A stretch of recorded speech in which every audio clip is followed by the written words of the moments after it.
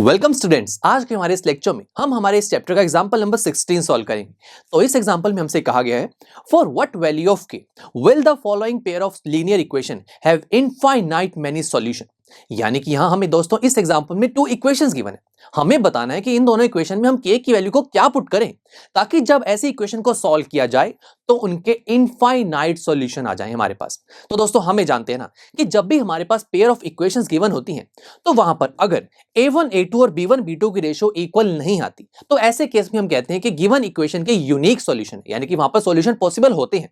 But अगर दोस्तों a1 a2 b1 b2 and c1 c2 इनकी रेशो आपस में इक्वल हो जाती है तो ऐसे केस में हम कहते हैं कि हमारे गिवन इक्वेशन के सॉल्यूशन इनफाइनाइट होते हैं। और दोस्तों इसके बाद हमने एक और केस भी स्टडी किया था कि जब a1 a2 और b1 b2 की रेशो इक्वल आ जाए बट वो रेशो c1 c2 की रेशो के इक्वल ना हो तो ऐसे केस में गिवन इक्वेशन के सॉल्यूशन पॉसिबल ही नहीं होते।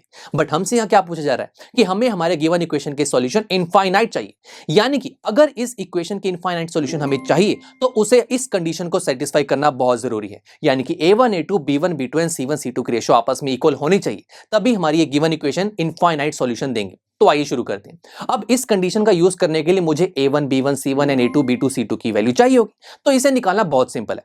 हम यहां पर हमारी गिवन इक्वेशन को स्टैंडर्ड इक्वेशन से कंपेयर करेंगे जो कि होती है ax plus by plus c is equal to 0। Yes my friends, but यहां तो दो इक्वेशन है तो कोई प्रॉब्लम नहीं है। फर्स्ट इक्वेशन के लिए हम a b c की जगह a1 b1 c1 मान लेंगे और सेकंड इक्वेशन के लिए a2 b2 c। तो अब दोस्तों हम हमारी अब गिवन इक्वेशन को स्टैंडर्ड फॉर्म से कंपेयर करके a1 b1 c1 and a2 b2 c2 की वैल्यू को निकाल सकते हैं। बट जरा रुकिए, कंपैरिजन करने से पहले हमें यह चेक करना बहुत जरूरी है कि हमारी जो गिवन इक्वेशन है वो स्टैंडर्ड फॉर्म में ही होनी चाहिए। स्टैंडर्ड फॉर्म कैसे, देखिए जो स्टैंडर्ड इक्वेशंस हैं वो कैसी हैं, देखिए x वेरिएबल सबसे पहले है, उसके बाद y वेरिएबल, देन एक कांस्टेंट और उसके बाद राइट हैंड साइड में 0 है। सही है। अब आपने गिवन इक्वेशन को देखिए, यहां पर सबसे पहले x वेरिएबल, देन y, उसके बाद constant, then right hand side में 0। बिल्कुल परफेक्ट, यानी कि गिवन इक्वेशन जनरल फॉर्म में ही है। तो आइए अब कंपैरिजन करते हैं। सबसे पहले हम फर्स्ट इक्वेशन को फर्स्ट फॉर्म से कंपेयर करेंगे। तो दोस्तों जब आप a1x को kx से कंपेयर करेंगे तो a1 की वैल्यू k, उसके बाद जब आप b1y को 3y से कंपेयर करेंगे तो b1 की वैल्यू 3, और लास्ट में जब हम c1 को -k-3 से कंपेयर करेंगे तो c1 की वैल्यू -k-3 आ जाएगी। सिंपल। और इसी तरीके से जब आप सेकंड इक्वेशन को सेकंड स्टैंडर्ड फॉर्म से कंपेयर करेंगे तो आपके पास a2 b2 c2 की वैल्यू भी आ जाएगी। अब दोस्तों हमारे पास सारी वैल्यूज तो आ चुकी हैं, बट हमें जानते हैं कि जो गिवन इक्वेशन है हमारे पास उसके इनफाइनाइट सॉल्यूशन कब पॉसिबल है, जब वो इस कंडीशन को सेटिस्फाई करेगी। तो आइए शुरू करते हैं। इस कंडीशन में सारी वैल्यूज को हम पुट कर देते हैं। तो देखिए हमने सारी वैल्यूज इसमें पुट करी। अब स्टूडेंट्स मुझे के की वैल्यू चाहिए ना, तो कैसे निकालें? तो ऐसे करते हैं, फर्स्ट और सेकंड रेशियोज को पिक करते हैं। तो ये होगा k/12 is equal to 3/k, right. अब by using cross multiply operation, देखिए k से मल्टीप्लाई होगा तो बन जाएगा k² और 12 3 से जब मल्टीप्लाई होगा तो बनेगा 36। बट हमें तो k की वैल्यू चाहिए, यहां तो k² की वैल्यू आ रही है, तो कोई प्रॉब्लम नहीं है। ये जो k के ऊपर 2 है इसे हम रिमूव कर सकते हैं। कैसे, देखिए हम बहुत बार कर चुके हैं ये चीज। जब भी हम एक साइड से स्क्वायर को हटाते हैं तो दूसरी साइड रूट आता है, तो k की वैल्यू हो जाएगी √36। अब दोस्तों √36 क्या होता है? यस 6। बट हमें जानते हैं ना दोस्तों, जब भी हम किसी नंबर का रूट लेते हैं तो फाइनल नंबर के आगे प्लस माइनस भी आता है। तो दोस्तों यहां से हमें क्या पता लगा कि जब हमने फर्स्ट टू रेशियोज को कंपेयर किया तो k की दो वैल्यूज हमारे पास आ रही हैं, +6 भी है और -6 भी है। कौन सी वैल्यू सही रहेगी? तो ऐसा करते हैं, इसे साइड में लिख लेते हैं। अभी उसके बाद क्या करेंगे, सेकंड और लास्ट रेशियो को भी पिक करके देख लेते हैं, क्या पता k की यहां पर एग्जैक्ट वैल्यू कोई निकल आए। तो आइए शुरू करते हैं। हमने सेकंड और लास्ट रेशियो को पिक किया, तो दोस्तों ये है 3/k is equal to k-3 divide by k। अब by using cross multiply operation 3k से मल्टीप्लाई होगा और k-3 से, तो ये हो जाएगा 3k is equal to k² - 3k। तो चलिए 3k को भी ले जाते हैं राइट हैंड साइड पर, तो ये हो जाएगा 0 is equal to k² - 6k, और मैं ऐसे भी लिख सकता हूं k² - 6k is equal to 0। But यहां से k की वैल्यू कैसे निकलेगी? देखिए जरा ध्यान से देखते हैं।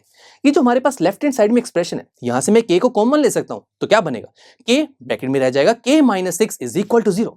तो दोस्तों ये एक्सप्रेशन मुझे क्या बता रहा है, जब हम k को k - 6 से मल्टीप्लाई कर रहे हैं तो आंसर 0 आ रहा है, यही तो कह रहा है ना एक्सप्रेशन। अब हमें जानते हैं कि इन्हीं दो चीजों को मल्टीप्लाई करके आंसर कब 0 आता है, आप बताइए। जब उन दो क्वांटिटीज में से कोई एक क्वांटिटी 0 हो। जैसे कि मैं बताऊं आपको, अगर मैं a और b को मल्टीप्लाई कर रहा हूं और आंसर 0 आ रहा है, इसका मतलब यह या तो a 0 है या b 0 है, तभी तो मल्टीप्लाई करके आंसर 0 आएगा ना। दैट्स व्हाई यहां पर हम देख सकते हैं ना कि अगर k को k - 6 से मल्टीप्लाई करके आंसर 0 आ रहा है तो इसका मतलब यह है कि या तो k की वैल्यू 0 होगी या k - 6 की वैल्यू 0 होगी। तो दोस्तों k की वैल्यू तो 0 आ रही है और k - 6 की वैल्यू 0 का मतलब कि k की वैल्यू 6 है, तो यहां से भी दो दो वैल्यूज आ रही है।